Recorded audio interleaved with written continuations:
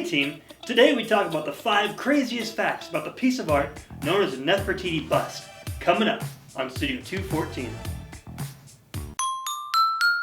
Well, you know, my name is Gregory, and I like to do drawings and paintings and cooking and music and tra-la-la-la-la-la-la-la-la. Presented in no particular academic order. Number 1. It is a revolutionary piece of art in a time when art was already being revolutionized. Nefertiti was alive around a time of great upheaval for the Egyptian people. Her husband, Akhenaten, was changing society, everything from the god, singular, being worshipped to the art. Like this piece showing good old Aki and Nefertiti and their alien children. Just look at them, of equal size. That's important, you know. That means something when they're the same height.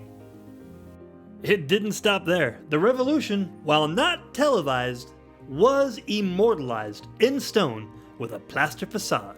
That's right, Nefertiti's bust, another piece in the new Amarna style of art. What makes this portrait unique is its depiction of the queen. While we're familiar with the blocky and solid monumental portraits of Egyptian rulers, Nefertiti's bust looks vastly different. Not only is the face carved with softly curved cheekbones, strong chin, and sharp nose, but the limestone core was covered in gypsum stucco, which was then painted. The result is an incredibly lifelike depiction of the queen. This new style of art has left people wondering what gives, and others to deny that it's ancient or even Egyptian. Which brings us to fact 2. Number 2. People think it's fake. According to Henry Steilin, a Swiss journalist, the bust is less than 100 years old. Henry Steilin has said that the bust was created by an artist commissioned by Ludwig Borchardt, the German archaeologist credited with digging Nefertiti out of the sands of the ancient capital of Amarna. In this day and age, there is a theory for everything that doesn't fit our preconceived notions. Well, this is no exception. Rumor, hearsay, and conspiracy theories abound. In his book, Le Bust de Nefertiti, un imposteur d'Egyptologie, or in English, The Bust of Nefertiti, an Egyptology fraud, ? Sterling has claimed that the bust was created to test ancient pigments, but after it was admired by a Prussian prince, Johann George, who was beguiled by Nefertiti's beauty, Sterling said Borchardt didn't have the nerve to let his guest look stupid and pretended it was genuine. This is of course utter nonsense, and there is absolutely no proof or evidence that would tend to point towards the bust being fake. Many people, like German Egyptologist Dietrich Wildung, dismissed the claims as publicity stunts, as radiological tests, detailed computer topography, and material analysis have proven its authenticity. The pigments used on the bust have been matched to those used by ancient Egyptian artisans.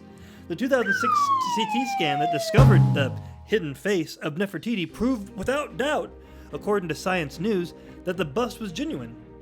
Egyptian authorities have also dismissed Sterling's theory. Dr. Zahi Hawass, This guy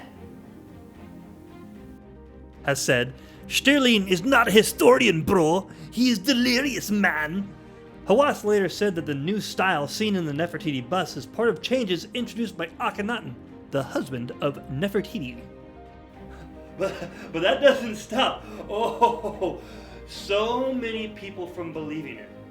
Every conspiracy and race-baiting hustler wants the bust to be fake for their own reasons. Trust me, check this card out and read the comments. Indeed, the bust is so widely accepted as being authentic, it's literally in the textbook for art history. And that leads us to our next crazy fact. Number 3. Egypt really wants it back. Like, a lot. They really want it back.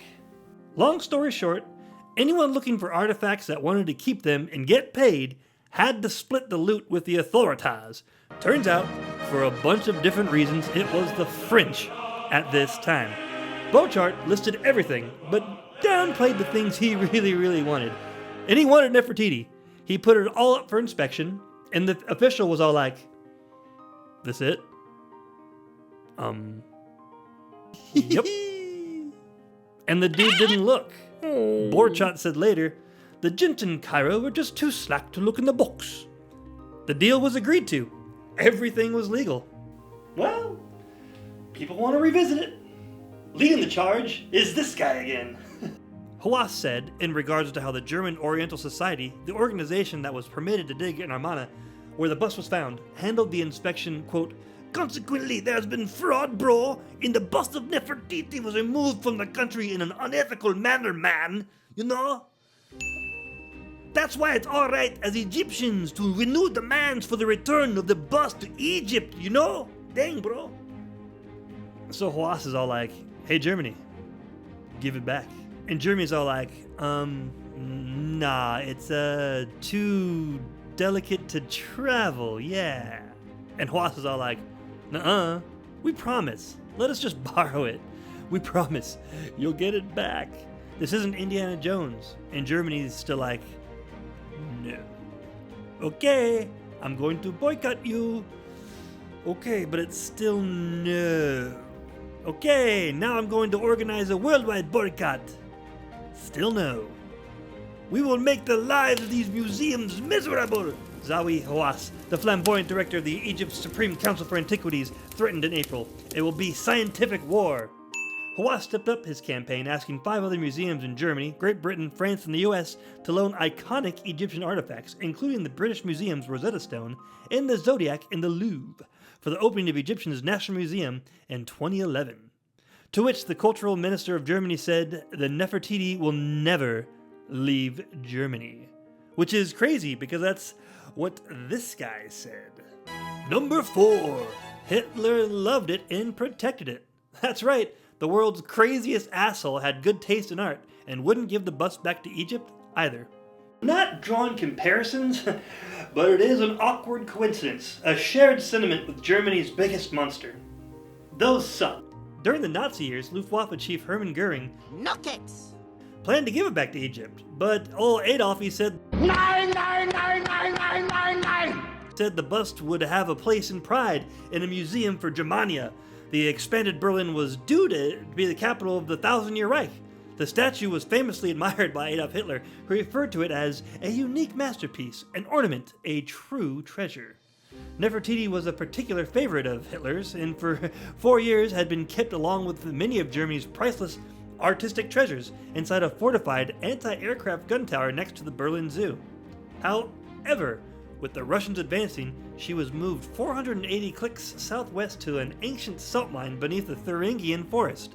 Here the Nazis had collected vast amounts of gold bullion, German currency, and tons of irreplaceable art and artifacts from Germany's museums, as well as looted treasures from Vienna and, sadly, personal belongings from concentration camp victims. Nefertiti wasn't there for long. 2 weeks later, the Great Cache was captured by the famed Monuments Men, and the Queen was on the move again. Within days, the entire treasure was transferred to a bank vault in Frankfurt. Well, it ended up in East Germany. Suffice it to say, these Germans weren't giving it back. Not exactly known for their hospitality, these Germans. In 1989, when the wall fell, and into the modern times, Nefertiti went back and is now displayed in the Neues Museum in Berlin, where she was displayed before World War II. All this fuss over a 44-pound real-life scale limestone bust. And it's not even finished. Number 5. It's not even finished. How prophetic. True. The old Nefertiti ain't what she used to be 3,500 years ago. Legend has it that the Akhenaten told her to keep a watch for his return, and to immortalize this, Thutmose created the bust with the left eye missing, as if to say Nefertiti would keep an eye out for her beloved. Nah, that's not true. What is that nobody is sure what the deal with not finishing the bust is. Some speculate that Thutmose was using it as a model so that other artists could see it and use it to recreate the queen in the new art style. Others, like Hawass, say that the Thutmose just didn't finish the bust, but had intended to. One thing seems fairly evident. Thutmose and the whole city pretty much boned the fuck out. Don't know why, but he left this bust in the sand along with a whole host of other works, half finished and otherwise. Yeah, crazy, huh? Whatever happened, they left in a hurry. Well, that's our list. What do you think? Do these items make your list? Tell us how they are the same or if they are different in the comment section. As for me, I'm going to the house. For Studio 214, I'm Greg. Thanks for watching. Rawr. Hee hee.